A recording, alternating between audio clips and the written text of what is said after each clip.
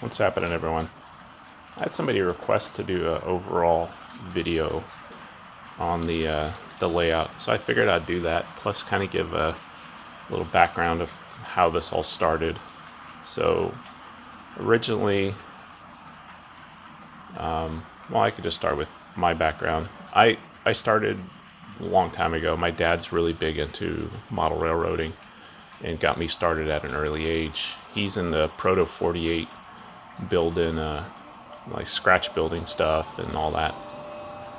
So I built models till I was about, I would say, 15, 16, got other interests, went into cars and everything else. I didn't get back into modeling until I got older, which was probably about,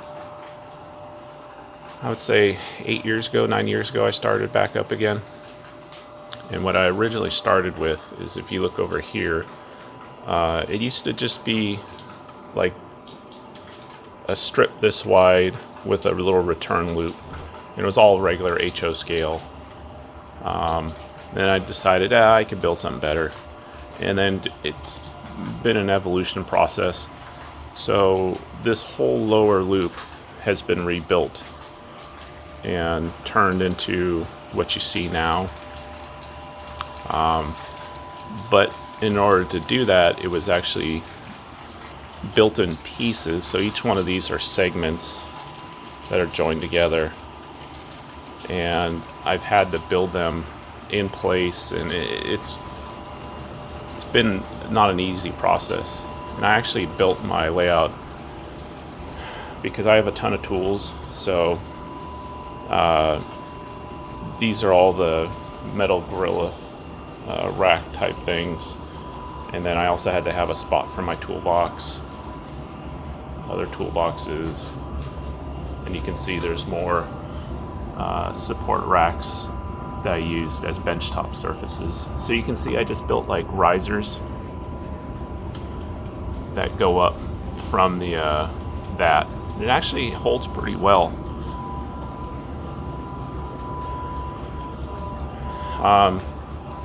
So you can see all the bench work here.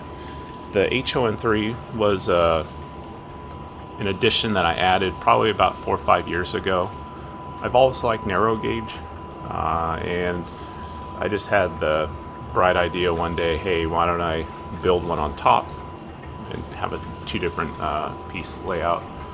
So I built it the same way, using sectional pieces so that you could take this apart and move it if you wanted to. This one I actually used the Rubbermaid shelving system stuff, which worked out okay. I don't know if I would use it again. You can see it along the wall there, and it runs all the way down. My whole layout is run by NCE, so I have two of the power cabs, and then underneath, I don't know if we'll be able to see, but I have my booster and an SB3A, and that's what runs the entire layout. I also have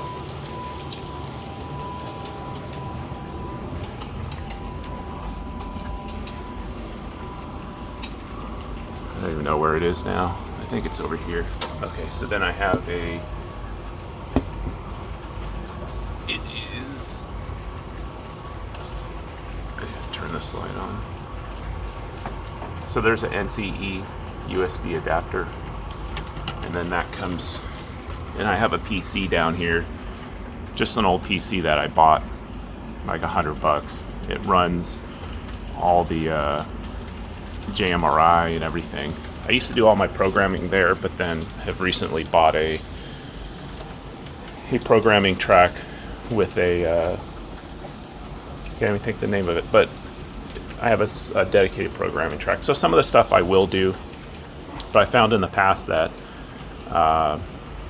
programming on the main can get you in a lot of trouble if you're not paying attention. All my turnouts are manual control turnouts on the standard gauge layout, because most of them I can reach. The only ones that I've done with a tortoise switch machine, it's been all the narrow gauge, and then that is a NCE, I think it's called a Switch It 8, and then the adapter. So I can control it, the narrow gauge switches, by either this panel that I built or by sorry, I just got a derailment on the narrow gauge up here, or by the using the address on the controller. So then for my structures, this is the Walters grill and chill that I built about a year ago. And then the Starbucks is actually one that I scratch built using a Cricut cutter. And then Google Earth I used to get all the dimensions. The CVS is a Summit Customs cut that I built quite a few years ago. Probably 4 years ago, I think I built that. The Taco Bell is the same thing. It is a Summit custom cut. And you can see all the various diesels. I really have a thing for detailing diesels and building them. So pretty much every one of these have had something done to them. Say for instance, this one, all the steps have been replaced. The plow, wipers, all that have been added. And then here, the shop, this is based off of Union Pacific. Can't remember the name where it was. I haven't built a sign for it, but this is all scratch built, along with all the decks and everything inside. And then the whole parking lot area, all that was scratch built. This is all same thing, using Google Earth to get the dimensions, and then looking at a bunch of different photos. And it's all made out of styrene. And because of the requirements from my garage, I've had to have drop bridges. So this is one of the drop bridges that I built. Let me stop this so I don't run it off the edge. It was built on different designs that I saw on the internet. It works okay. I built this. It's like a kickstand, so it kicks out so that it locks into place. And then I also built this stop so that if a train comes this way, because I've actually had one run off the edge, and it was sitting right here. It was my brand new Bowser, the SD40F-2, and something happened, wasn't paying attention, and it got a message and decided to take off. So I built this. It's basically just a pull latch, so as the bridge goes down, it's out of the way. As soon as the bridge goes up, it locks into place. And then the bridge can't actually, or the trains can't go when the bridge is up. And in this area, this is the most recent one that I've done, and I have another video on that. In the corner here, this is I can't remember the brand, but it's either a Rix or one of those ones where you can pretty much build them out of anything, any configuration. And then the sign is all scratch built just off of pictures. Over here, this is actually based out of San Martin. This whole area is based off of San Martin, California. It was all done off of Google Earth. And same with this one. This building here is all scratch built, all from photos. And then the intersection here, this is of San Martin, and then if you go a little bit further this way, Monterey Road would be right here. And then you have the Caltrain platform. And this is actually the Caltrain, like one of the overflow parking lots. And then right here, this is another one of those buildings. I can't think of the name offhand, but It's basically it's like a kit where you can put them together and build any configuration.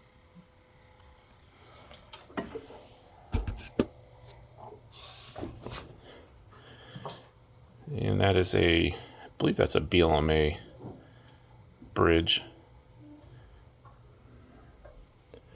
Then this area is actually meant to depict Santa Clara, California. And they have their interlock tower. And this is not the exact one, but it's very close. So this scene was roughly based off of that. So that was a American Model Builders laser kit. And then this was just a styrene kit that I built off of photos.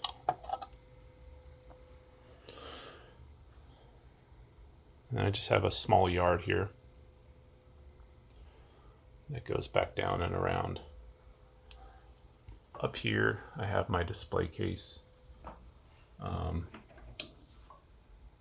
this display case is actually powered, so I can turn all the locos on and they're all hooked into the DCC. Right now it's not powered, just because running all the extra locomotives puts a strain on the controller or the power supply.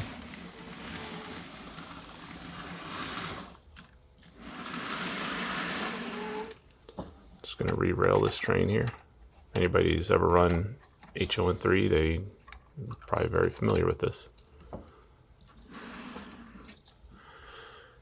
So like I said, the HON3, we can start down at the other end here.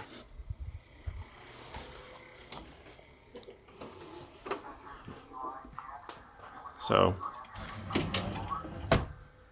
down here, this is loosely based off of Chama, New Mexico.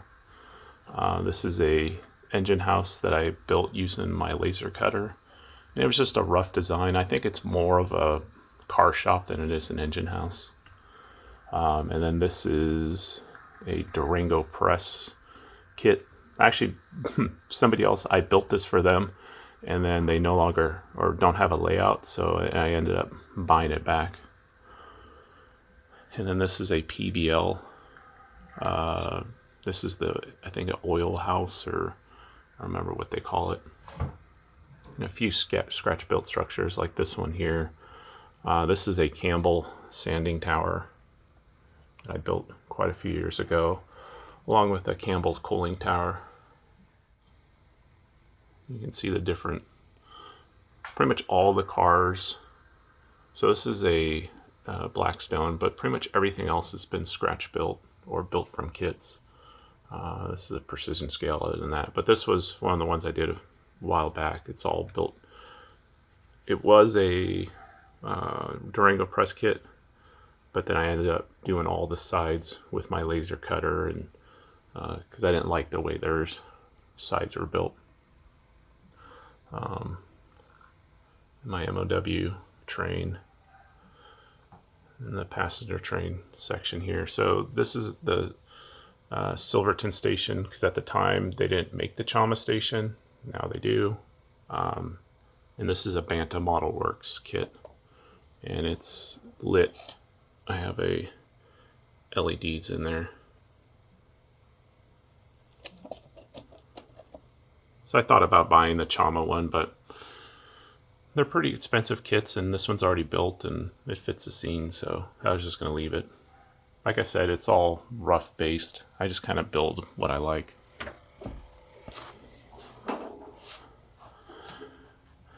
These are Grant Line stations, or Grant Line kits. These two right here that I built a few years back. And then this is the Banta. It's like a bakery. And this is another Banta kit. And these are all lit. You can see by the made little platforms in them. And then just goes down to the yard here. That one is an old, I think it's a kit. It was built by my dad many years ago. He used to write for the Northwest Shortline Gazette. I think that was one based on an article that he did. This is the backside of this scene here. So this is a scratch built building. It's like a section house, roughly based off of plans. I used a laser cutter for this one like a year or two ago. And then that's I think American Model Builders, based off the Cumbres station. And then I'll come around to the other side to show this section.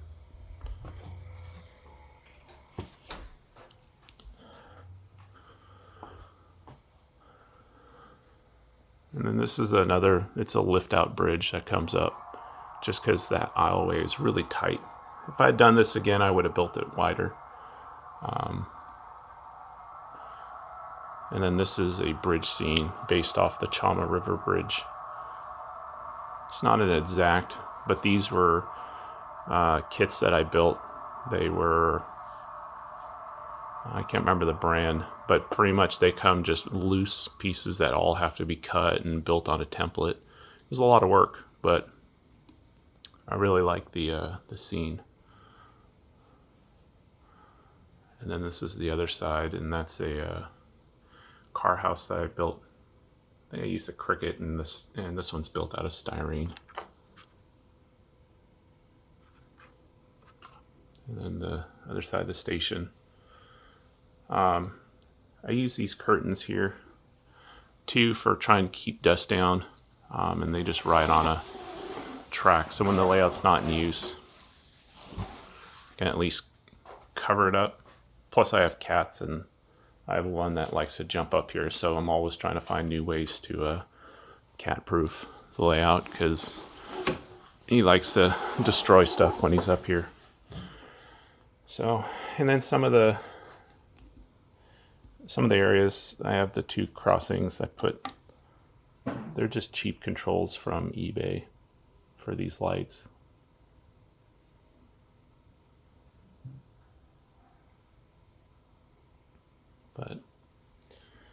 And then all the street lights are all lit. They're ones I bought off of eBay. And I use a main power switch here that turns the layout on and off. It's a good idea to have something like that, because I can't tell you how many times this thing has saved me from when something shorts out and you can't get to a power plug or something else to turn it off real quick. So, and then the other stuff that I've built too, just like keyboard drawers, the keyboard for the, so I have a monitor up here that does all the JMRI and pretty much everything else. I